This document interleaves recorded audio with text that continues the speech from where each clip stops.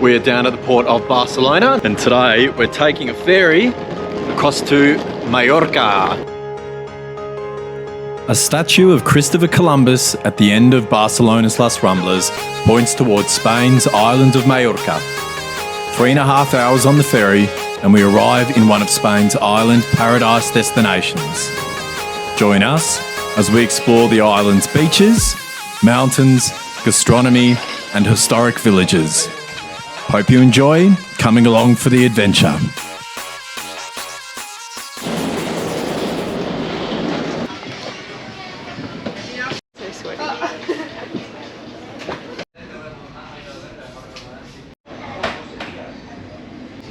It's like a lake out there. It's so flat, so calm. Thank you for your attention. Experiencing a race against the clock here. So there were no taxis at the port. The rental car office closes at 9 o'clock. It's 8:50. How you feeling, Lara? We got this. Yeah. We arrived at 8:59. 8:58. Ready? Mm-hmm. Let's start. I'm just gonna wait for all these cars. We'll leave in about 10 minutes. Our ferry arrived into Alcudia in the northeast of the island. We are staying in the centre in a little town called Sineu, a great launching pad to explore the many corners of the island, and today we're heading for the northwest. They're quite boring and disappointing. Why did you buy them if they're boring and disappointing? Well, they're healthy, so it's all about balance, right?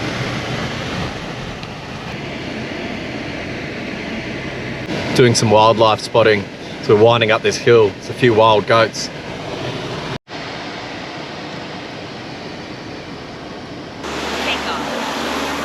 Here in the Sierra de Tramontana, olives are grown on hillside terraces. Most have a southerly orientation to take advantage of maximum sunshine and to avoid the cold northerly winds.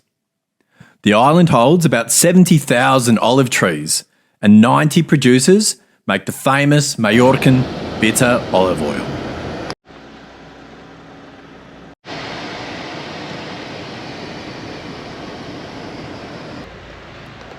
Stop one for today was in Sóller, and our first impression, that is, after the summer heat went whack, was of its similar feel and aesthetic to some Italian villages in Sicily and Sardinia.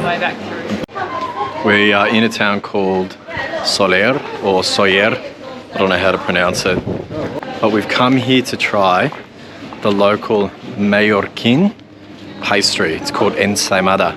I've just been to a bakery up the street from here. We're on one of the commercial shopping streets. She said you've got to go to the square and head for a place called La Reina.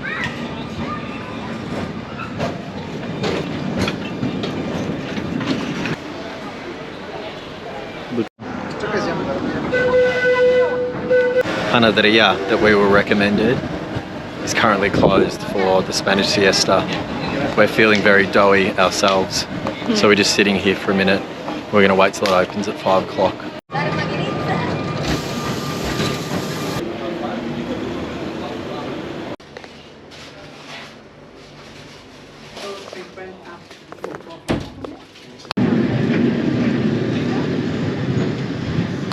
Hung around in this town to try the local pastry, and it's turned into getting some local gin, getting some local soap, and now we're getting some gelato flavoured with the local oranges.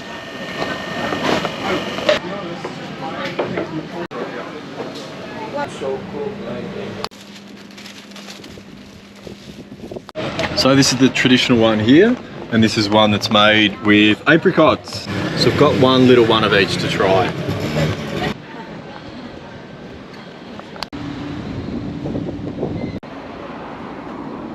We're heading now to a road here in Mallorca. It's called the Snake Road, obviously because of its shape, the way it winds up and down the mountains.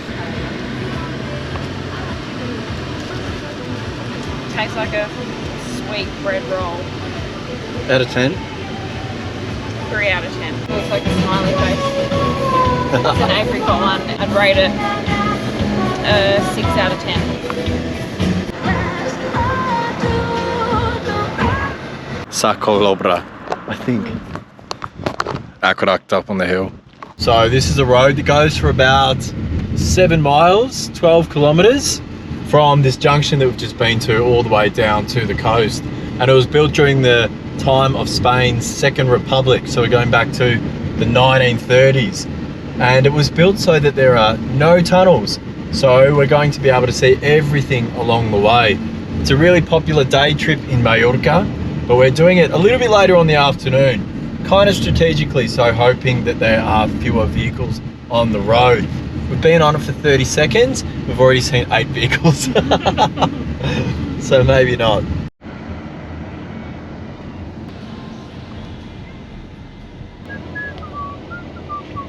Hey, chiggers.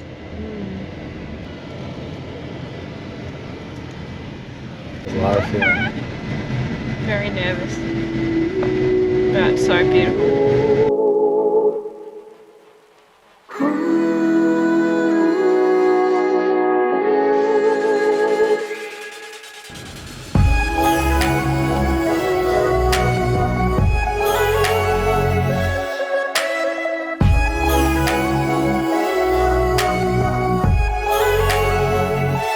The Sa Calobra is somewhat of a mecca for road cyclists, and there are over 100,000 recorded rides on the Strava app. 26 hairpin bends with an average gradient of 7% and a max of 12, leading up to an elevation of 670 metres. It's a marvel really, and offers epic views of mountain and sea, if you're brave enough to take your eyes off the road. We've both definitely had a few heart-in-mouth moments, but the views are absolutely amazing. The construction is just extraordinary. My favourite part of the road is this 270-degree loop known as the bow tie. Keep in mind that engineer Antonio Parietti and his workers built the road by hand with no mechanical equipment, and it's enough to have you in awe.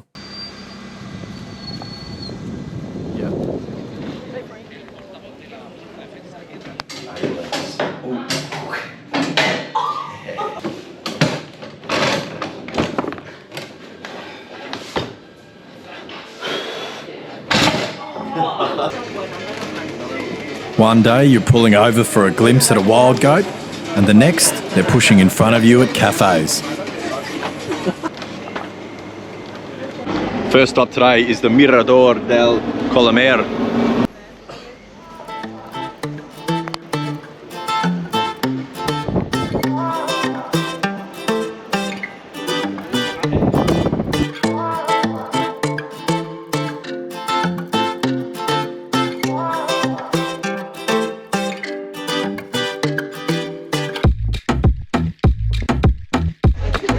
I think this has been my favourite photo stop so far.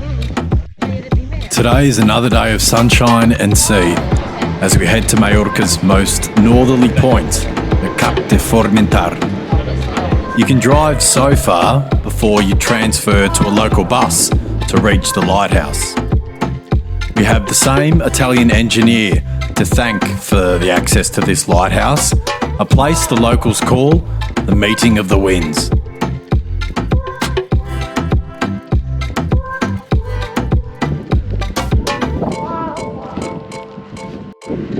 How cool is this? The big fella's come out. G'day mates. This is Tomeu. He's one of the wild goats that lives up here at the lighthouse, and he's the boss. Apparently this little one down we saw before is his daughter.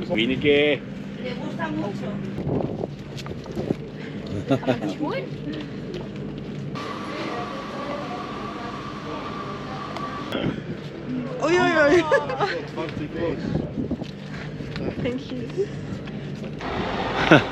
Highly recommend coming up to the lighthouse here. It's a great spot. The roads are awesome, bus system works well, and if you're lucky you'll get to meet Tomeu, the boss of the hill. Wow, wee.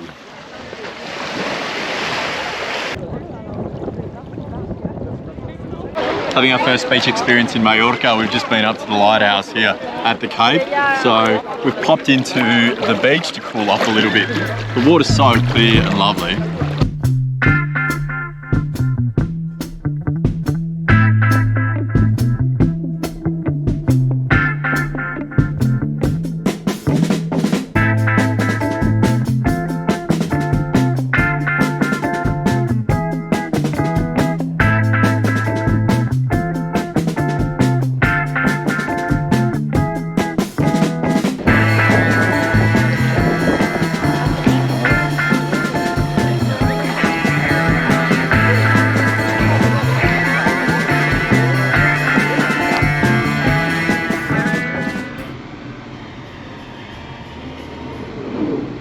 So on our way back to where we're staying, we thought we'd come to this town where we arrived the other day, and the wind must be favourable because there's kite surfers, windsurf in the air everywhere. I've always wanted to learn how to do this. It looks so impressive with so many of them down here, and I'm making the foolish decision to try and get the drone up in the air so we can fly over the top and see the colours. But of course, to be able to kite surf, you need lots of wind. For a light little drone like this, probably not the best conditions, but live dangerously. We're going to give it a go. Oi, Patrick.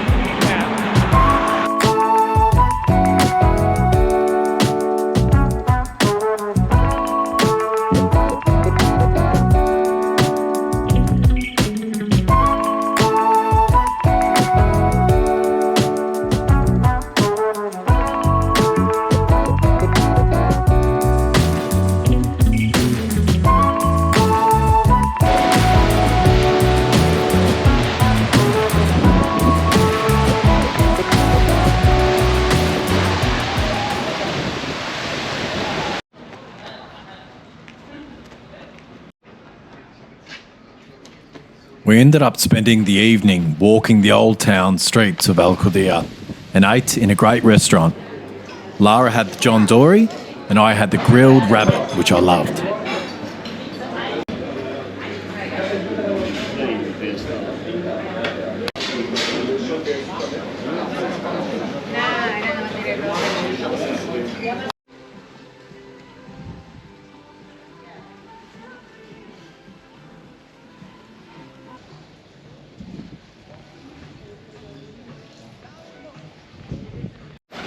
After a relaxed day today, we've hired a small boat tonight to go have a poke around some of the islands, as well as hopefully to watch the sunset. The weather is expected to be super windy and choppy, so we're not going to be able to venture all that far. Lara missed the memo, hearing that it was a small pokey boat. This supermarket has bags of snails cooked in aromatic herbs, ready to go.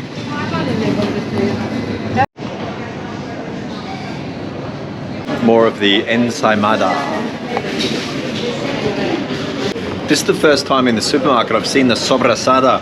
When I read list of Mallorquin cuisine, as well as the ensaimada, this always comes up. I think it's like a mince type of sausage that sometimes they spread over bread in the morning. Horchata? No, it's a Coke for you. Oh, you're cute. Only because I wanted to use the bathroom. You'll have a cup for your wine now. True.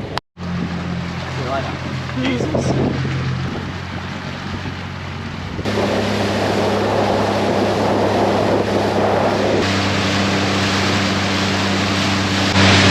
There's been a big wind today, which is coming from the north, and it's creating these waves up to 2 meters, which are hitting around to the eastern side of the island. So we're staying inside a little cove here where it's a bit calmer. We're just going to see how far we can get. This old sea dog.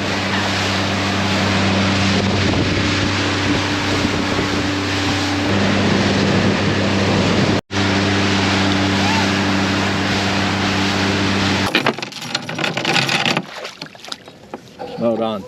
I've decided we're going to start a new reality show called Above Deck. Lara's the head stew and the head chef and engineer and captain, and I'm activities coordinator. Let's do it. We'll go snorkeling. How many are we catering for? Looks like 12. But 2.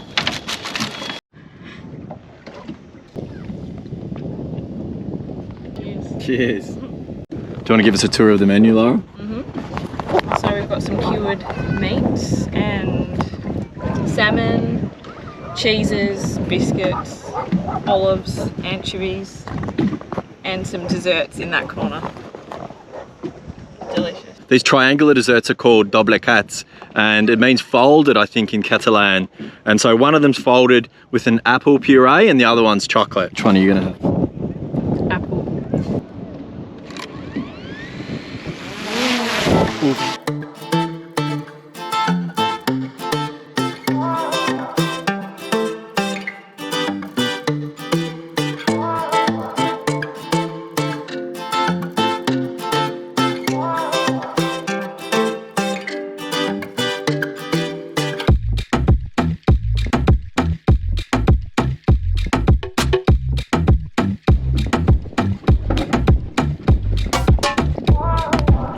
We're gonna get packed up, pull the anchor up. We're gonna head back towards Alcudia to watch the sunset over the mountain.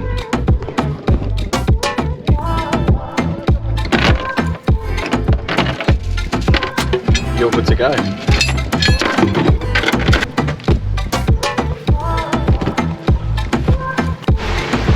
Bring us home.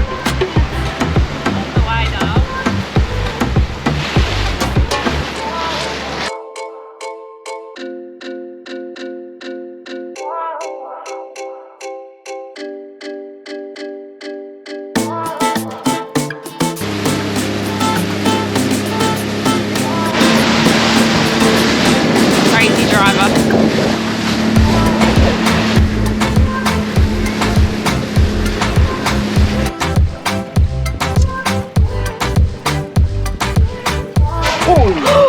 Jeez.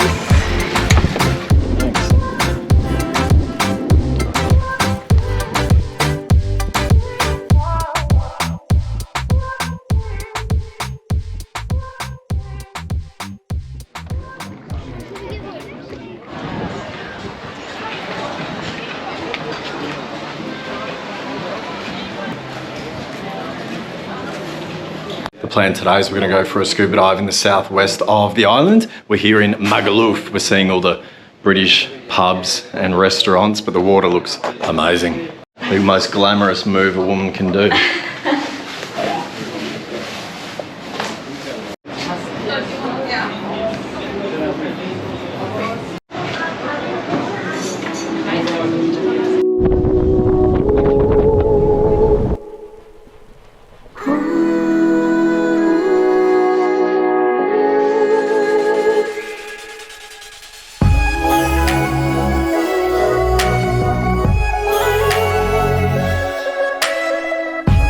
We took 2 dives down to a max depth of 18 metres. The visibility was good, and even though there wasn't an abundance of marine life, I was happy to see a few octopus. An opportunity to see life below the surface in a new part of the world.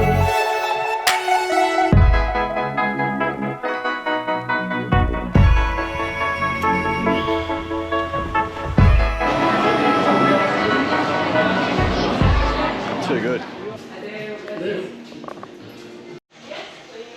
Our final day in Mallorca, and we decided to visit Valldemossa and Palma on the way to the airport. Valldemossa is perched upon a hilltop, and its car-free, cobblestone streets, charm, access to the sea and mountains has me ready to move here and scrounge out a living carving wooden magnets or something. Not that I could afford the real estate. We're having a wander around the town just next to the Carthusian monastery. There's a Chopin museum here. The Polish composer spent some time living here, and at the moment the town is celebrating the Festival of Chopin, and every Sunday they have a piano recital inside the Carthusian monastery.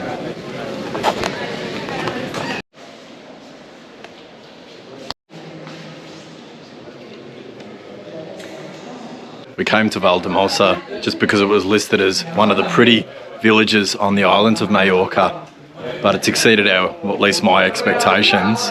It's very beautiful. It's definitely worth a trip here. Oh yeah, we just stopped in at the Casa Natal, the birthplace of Mallorca's Saint Santa Catalina Thomas.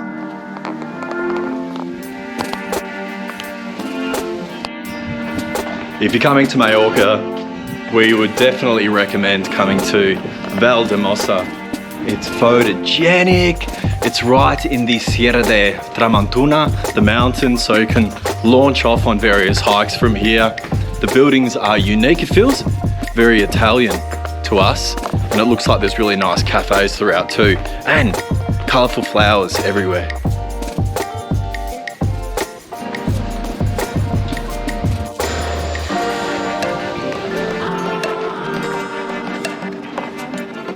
Valldemossa gets its name from the time of the Moors, the Valley of Musa.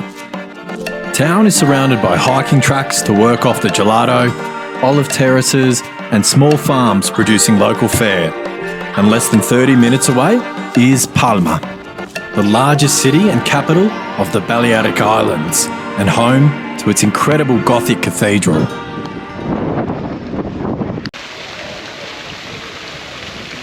We drove along the waterfront today to come and visit this specifically, the Cathedral of Palma, and it makes for an incredibly impressive entrance to the city. You can see it way off in the distance if you come from the water side. It's imposing, up close it's delicate, it's very emotive. And famously, it also has some of Gaudi's work inside here, his rose window. Palma Cathedral is absolutely spectacular. For us, it's only a fleeting visit, a stopover as we head on to the airport, off on our next adventure.